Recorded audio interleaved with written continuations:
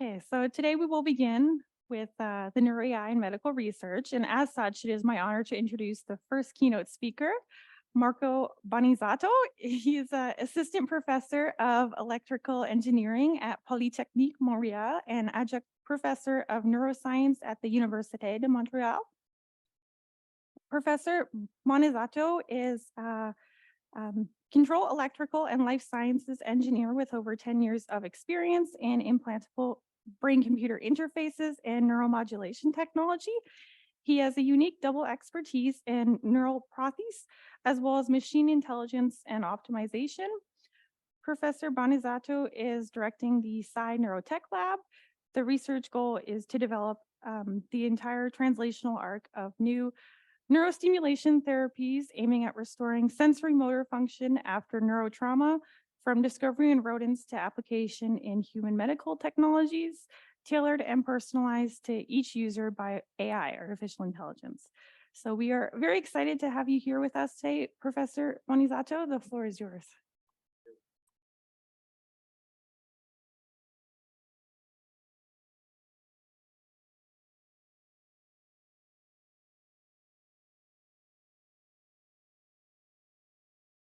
Okay, hello everyone. Hope you had a great breakfast. My presentation is on using machine learning, specifically optimization in medical devices, as was correctly said before. My research is on developing neuromodulation technology, and similarly to drugs development, the very first thing you have to do when you have like a candidate molecule is to test it in rodents, see how it works, what are the counterindications, what are the positive effects, and then continue the translation. And this is the moment of translational research where we mostly work. So the first time a new intervention strategy is tested in animal models, and specifically in rodents, rats in particular, because of their capacity for behavior, which is a test bench basically for developing interventions that potentially can benefit human healthcare in the future. So thank you very much to the organizers for the invitation, and I'll start by explaining briefly what is neuroprosthetics. So those are prostheses for the nervous system. I've seen a lot of better presentations on trying to differentiate and get deeper into the concepts in this field, but I'll try to simplify as much as possible. You can try to stimulate the nervous system if you want to support its activity in some way, or you can try to extract information from it if you want to help communicating with the outside world. So when you try to restore communication to the outside world, this is what we generally call brain-machine interfaces. You're probably familiar with multiple forms of them.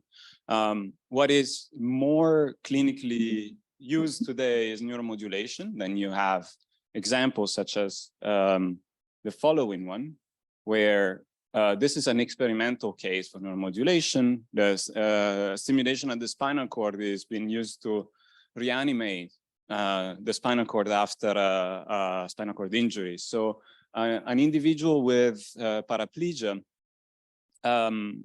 will, after several weeks of training, is now able for the first time to make a step forward, supported by this extra excitation that spinal cord stimulation is providing her.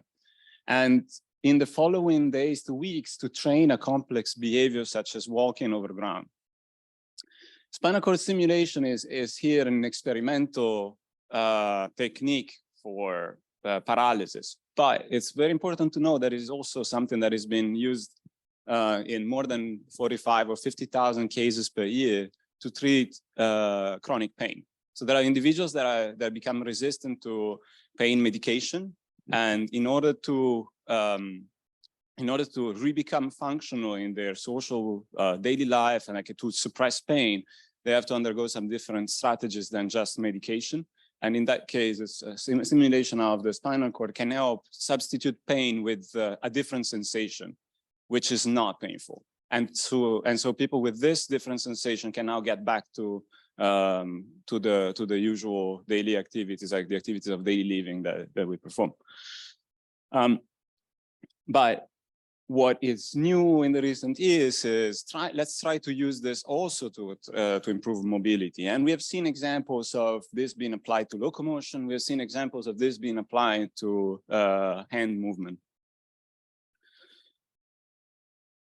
All right, and this is just another example of this communication with the outside world. This person is using a brain interface, recording activities of cortical neurons in order to move a cursor on a screen to try to write a message. And in the message, she's explaining how her kids got into music. So she's now able to communicate, which is something that she's lost due to an illness a few years ago. I work particularly on the first aspect, which is neuromodulation. And 5 years ago, I joined the Université de Montréal for my postdoc, the group of Marina Marcinez. And we developed another intervention to try to improve locomotion after spinal cord injury. So most of the injuries are incomplete, which means that some communication between the brain and the spinal cord below the injury is still there, but it's incomplete, it's partial. And that means that there's deficits of movements. Like movements is still there, but there are deficits. But in these cases, we can assist to some recovery over time. And the recovery can be quite striking in many cases. Now, the question is, how can we help the brain refine this sort of rewiring, or this it could be reorganization or re-regulation of its activity, so that it can back to controlling properly the legs below the injury. And so not like we've considered going to modulate circuits that are above the spinal cord injury. So as opposed to what we saw before, that where the intervention was below the injury. So the spinal cord below the injury is not responding, but some connections are still there. So the person would try their best to activate the legs, but now we have an extra excitation on the spinal cord. And so this command finally can pass. This kind of approach is more like, let's help the brain generate more effective commands by supporting its activity during motor attempts. So we are stimulating the motor cortex, and differently from stimulating the spinal cord, where we just want to give, I mean, it's not the idea, but it was the idea on the previous slide that you saw.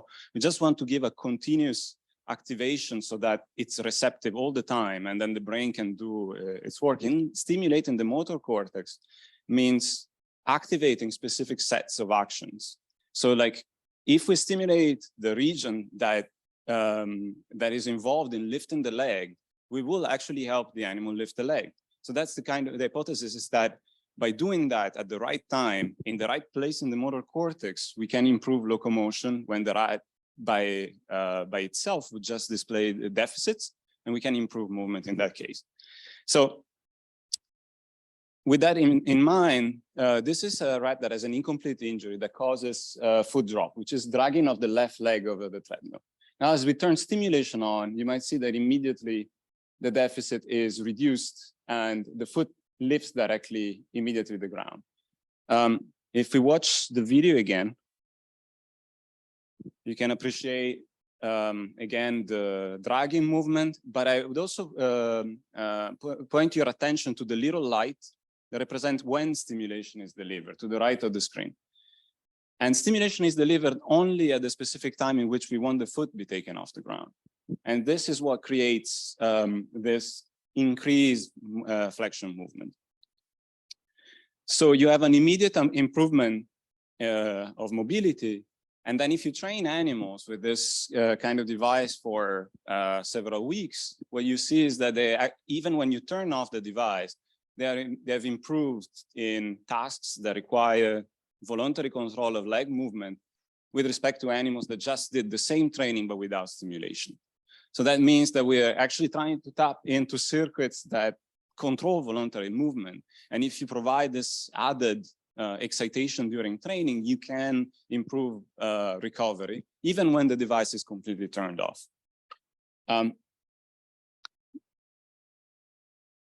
Now, last year, I had the chance to start my own lab and thought, why don't we bring this to hand function? Now, hand function is complicated. It's reaching and grasping for an object is not like lifting a foot. Lifting a foot is sort of like, can be a ballistic kind of movement. You can say, well, I want my foot to be lifted that high, and then lift your foot. And there might be little feedback control involved, or at least for sure, way less than the complex sensory motor interaction that we have when we handle a specific object. Like sensation is getting back to my brain, and my motor cortex is acting according to sensation in order to allow me to do complex movements over here. So an open loop approach proves to be more complicated. Nevertheless, we think that this idea of just providing a basal excitation to the motor cortex at the right time can be effective in specific phases of the reaching to grasp movement. And I'll show you here just a very brief demo where that goes with the same idea that I presented before, but this time for grasping little pellets of food. Now, this rat has a reaching grasping deficits. The hand sort of stays a little bit closer, and the extension is not that effective. She can reach some pellets, but it's about 30%, like 26% success compared to 75% that before an incomplete spinal cord injury. Now, as we turn stimulation on, you will see that the number of successful attempts increases to 60%, so it doubles. The stimulation is providing this extra excitation in reaching forward and opening the hand. I'm just gonna try to have you appreciate this extra extension or hand opening movement when stimulation is delivered. There is a long way to go over here. Like, we need to really understand how we can modulate different phases of reaching to grasp movement. It's a very complex and multimodal interaction with objects. But at the same time, pilots like this give us some confidence that we can actually use this kind of techniques to improve the way hand rehabilitation could be done. Now, let's get into the AI part. So AI in this flavor is optimization. Optimization is looking for the best parameters that make the system the most effective. Now, neuromodulation has several parameters. You can change the amplitude of the stimulations that you're providing. You can change the frequencies of a train of pulses that has been delivered. You can change the duration. You can change the entire duration, but also the duration of every single pulse that you're delivering. You can change the timing of the stimuli. You can change their location. Now, I could continue like that for another 5 minutes, but the point is there is so many parameters, and that's beyond the human capacities of choosing all of them at the same time. So what we want to do is build a decision support system that helps via machine learning the user in selecting the set of parameters that are necessary to provide the best possible neuromodulation intervention. So in the context of a clinical use of neurostimulation, this might take the form of a clinical decision support system, such as doctors have on their tablets when they use neuromodulation to treat a patient that has Parkinson's disease, that they have electrodes implanted in their brain. Like, by empowering the clinician not just to do subjective evaluation, but rather with objective evaluation and offering like a set of information that can help the decision, we also think that the application of optimization goes into the clinical field and not just into the research. But even in research, there is a big advantage in selecting the right parameters for your intervention, because especially when you're trying to do very complex neuromodulation strategies like the ones that I showed before. And the clinical applications are many.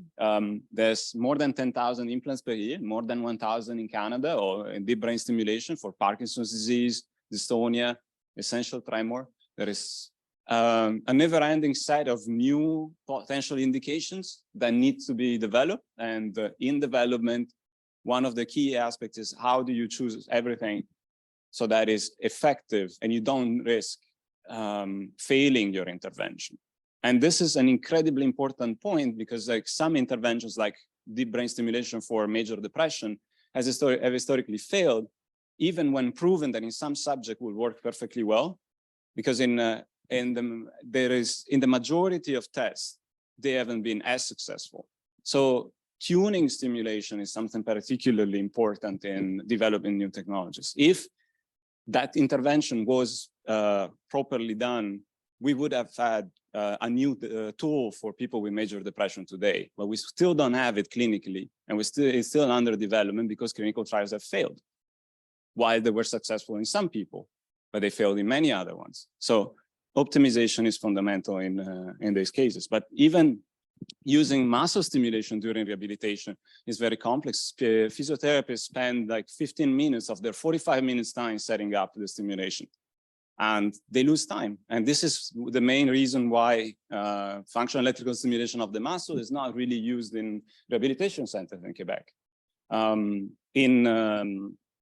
For instance, in Ontario, they could be, but only because the physiotherapists are not the one that position the electrodes, because then in Ontario is allowed that other people would position the electrodes. But it's just because of this fine little thing that physiotherapists are the only one available to position the electrodes in Quebec.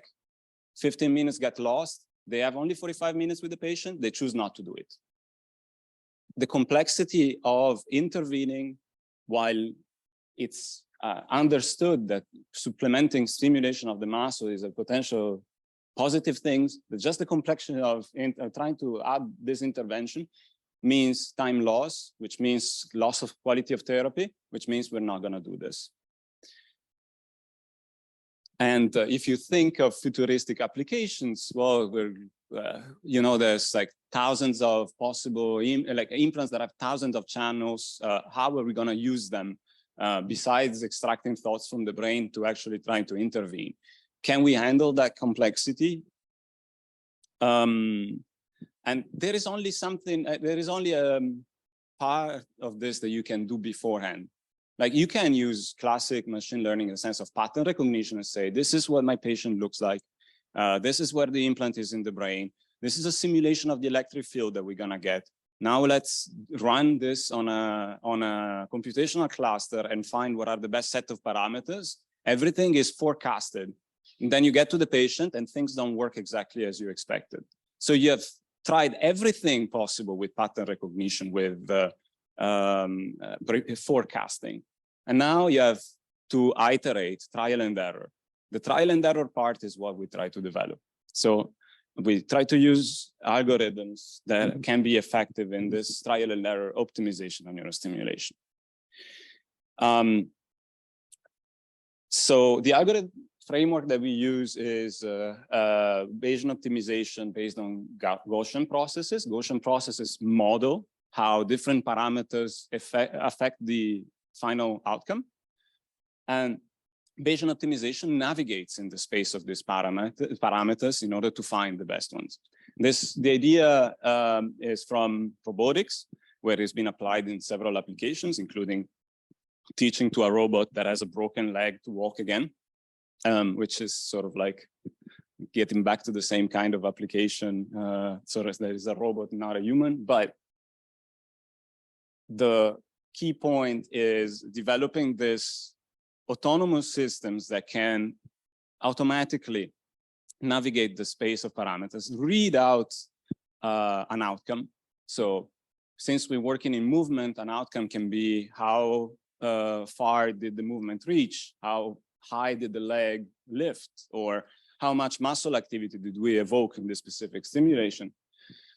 And we just published this paper where we're looking in several different targets, biological targets, so brain stimulation, spinal cord stimulation, in intact and animals with spinal cord injury during behavior, to try to prove that this framework is mature for the applications that we envision.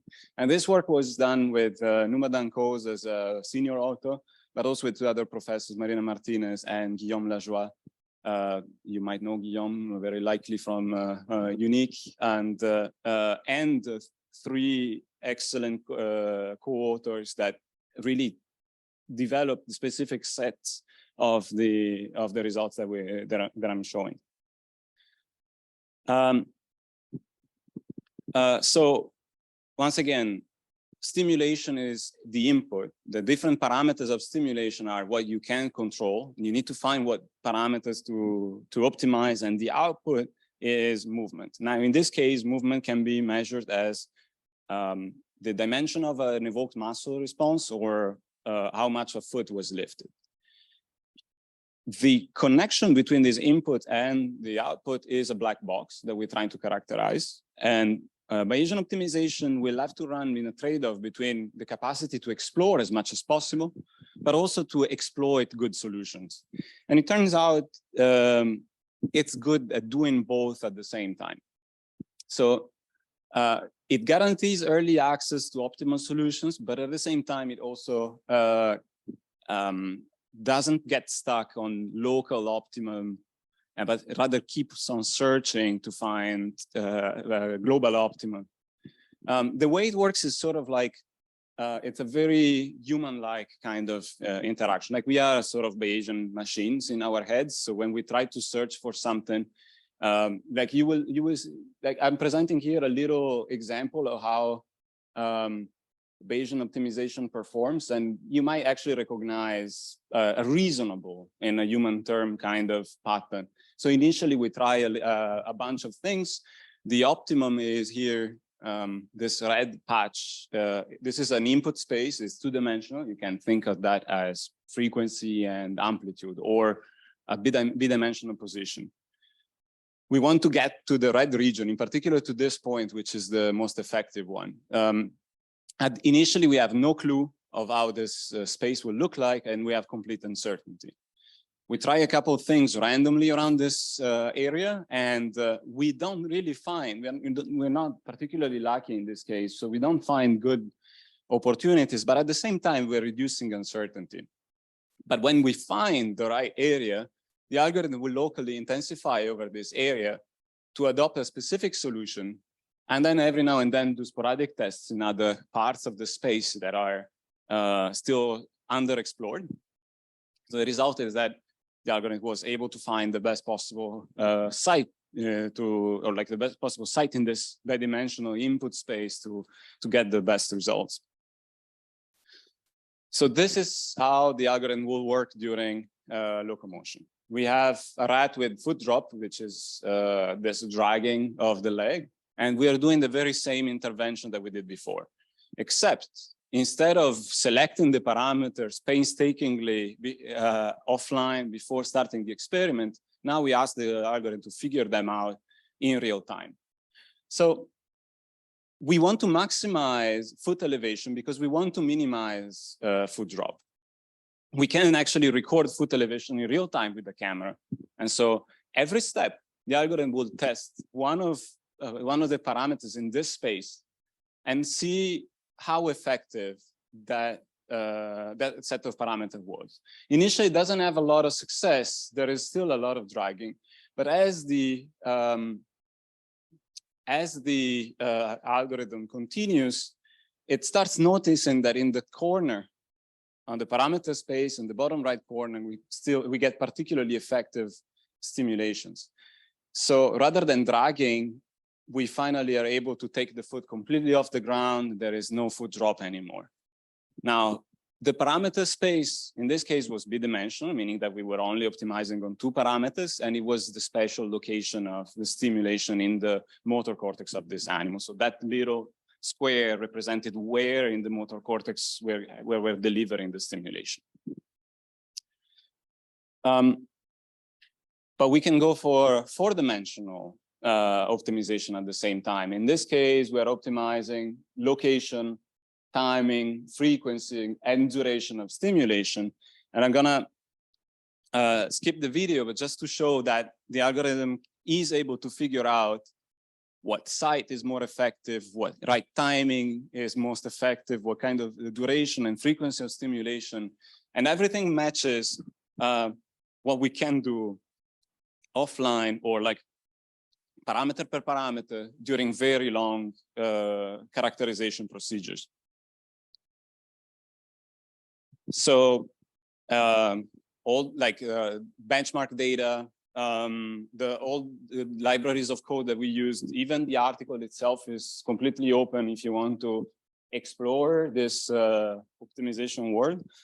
And where we are going in future directions is specifically in looking at how we can transfer to and from the algorithm expert knowledge, meaning the, so let's say you want to use that in clinics for deep brain stimulation. Well, the clinician has already quite clear ideas in what general range of parameters are the most effective. Can we use this knowledge? Can we inject that into the algorithm?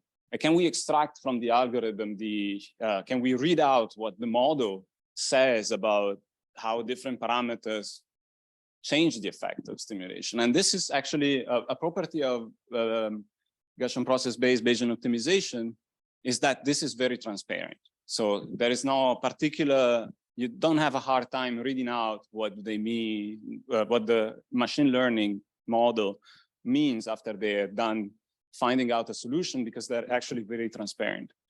And one of the main problems of neuromodulation is that it changes over time. So how can we teach optimization strategies to learn over time and to drift, to change the same way the patient is changing?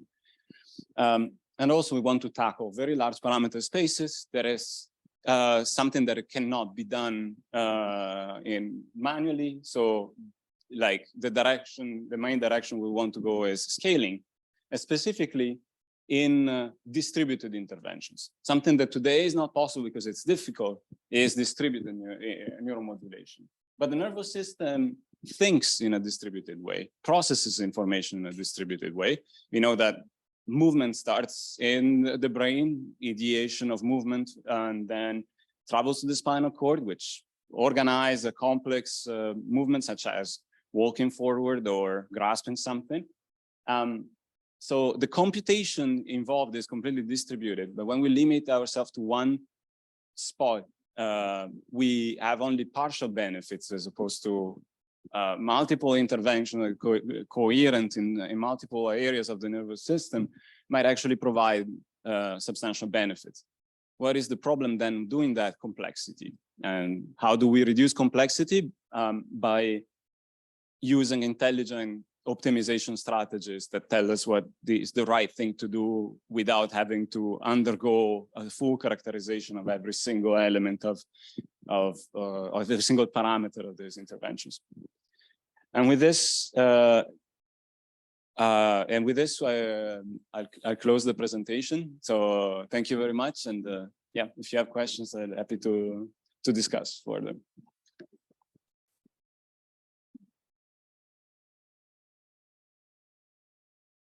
Great. Do we have any questions for Professor Bonizzato? Yes.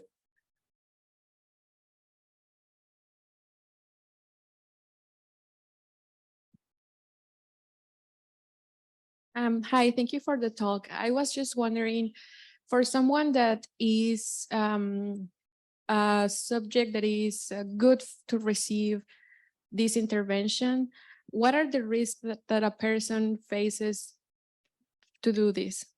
Yeah, so I'm considering talking, okay, so there are two levels to answer the question. One is like neuromodulation in general. So invasive neuromodulation is risky.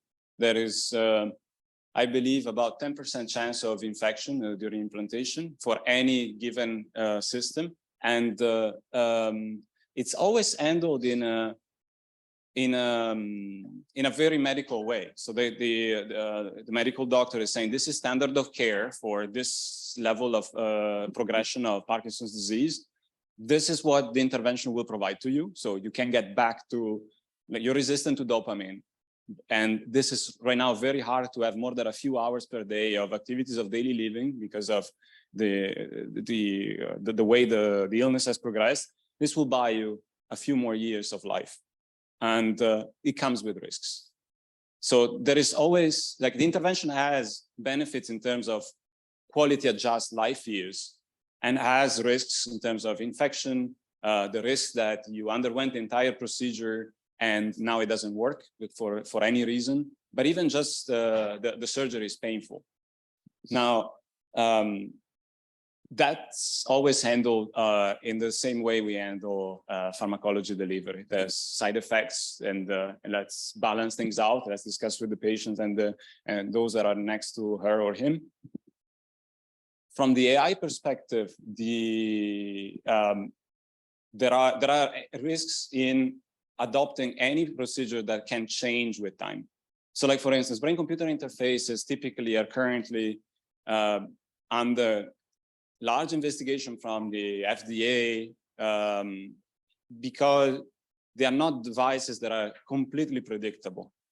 So, like, if you say something will have weights that depend on the specific activity that a certain day the patient is doing. So let's say we're decoding brain activity, these weights need to change every day. How do we guarantee that they're not going to do something that is completely off and damage potentially the patient? So there are strategies to be put in place. There need to be limitation on what that can do, or maybe the usage is just, the worst case scenario is that the woman was controlling a cursor on a screen. Now the cursor doesn't work anymore. So maybe that is an acceptable risk for that, like, because we're not moving things. But let's say she's moving a robotic arm and now the arm starts swinging around. That could be a potential risk for health. So producers of these technologies need to really prove that risks and potential changes are mitigated by, like, there is no risk, no substantial harm to the user. For optimization, I think in our case, since we are deciding what parameters for intervention need to be done, are best located in the hand of a clinician, so that the clinician always have the final decision of, no, we're not going to adopt this because it looks like it's off. It doesn't match what we are trained to. And I think if we do things different, it will be better. So they can override the decision at any time point. There are still risks. A clinician can be led to use wrong parameters because the machine is saying so. But this is a risk that is involved in every clinical decision support system. So it's all about what human procedures are put in place in order to limit the potential side effects of something that is not working correctly. And that's, yeah, I mean, I believe those are like very long courses. I think there's one good one at McGill on medical device development. It's yeah, it's a fascinating area. It's also very annoying in an area of like, yeah, it's bureaucratic to its finest in most cases. And yeah, but specifically in brain-computer interfaces, there is a long discussion going on within FDA on what are the things to put in place in order to make AI in neurotech in clinical applications safe. Yeah. And also, can I ask another question? One quick question. Oh, well, later maybe. Okay. Thank you. Yeah, go ahead, Lena. Yeah, I was wondering if you have any idea how applicable those things would be to even finer motor skills, like thinking of motor skills like swallowing, for example, or also in speech rehabilitation. Mm-hmm. Yeah, it's a very interesting question. I think I tend to think that swallowing is not that fine, and so it could be actually a target of neuromodulation. But for speech, it's very complicated. So you need controllability. Controllability meaning that what you know that you have a stimulation input, and you know that that will produce a specific output. Let's say, for instance, we can stimulate my motor cortex and see that what you can find is hand opening, hand closing, and maybe a couple separate finger movements. Those are your actuators. And then from a control perspective, there is a space of things that you can do with that actuation. So for speech, you need to prove that what can you actually achieve when you deliver and stimulate. And then you can try to combine and put them together. The best applications right now in speech is through a computer, because the advantage of actually, like, it's very simple to replicate human speech with a machine. And so you could pass through a machine instead of like trying to reconstruct that with the with simulation of, I guess, the laryngeal, I don't like any nerve that innervates this area of the body. I know nothing about speech production, honestly. But so I would the best applications right now are those that try to decode what patients trying to say, even like if they are trying to pronounce something and it's wrong, try to understand what pattern of pronunciation and make it clearer to the external world, or more futuristic, get that from the brain and then speak it out. That's also something like a very active area of research in brain-computer interfaces. And it's all a matter of controllability. What can you control? And then whatever you can control, you can try to use complex strategies to control that. But you first need to prove that you can control some, like you can play those notes. If you're missing half of the notes, then you can only play half of the possibilities. Then it's sort of like playing a violin that misses 2 chords. That would be very complicated. Maybe, it could be still functional, but at the same time, well, you can play back a sound of a violin, and it's probably the same function. Okay. Thank you. Great. Thank you for the talk, Professor Bonizzato.